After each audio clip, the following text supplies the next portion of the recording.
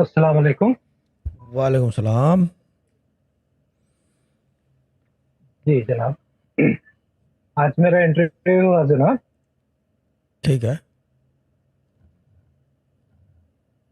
3 interview होने के बाद आज मुकम्मल हुआ अल्हम्दुलिल्लाह, आपकी दुआ तवज्जो से। ठीक है।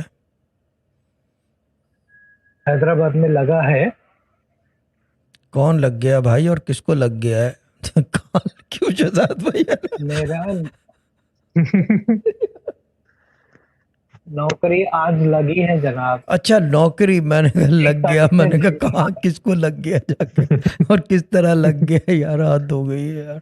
ठीक है, रहा नौकरी लग, मुबारक हो भाई, बहुत बहुत 3 यार। साल से 3 साल से परेशान था, लगता छूटता रहता था। हाँ। तो अभी 3 साल बाद एक अच्छा लगा है।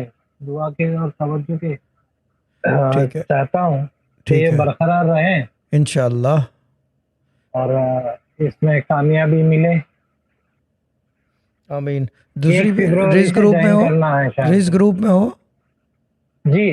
ठीक है, जी हाँ। और कोई चीज़ ना करना, जो जैसे बता रखा है वैसे ही रख रहना देना, तो ये लगी रहेगी। ठीक है ना?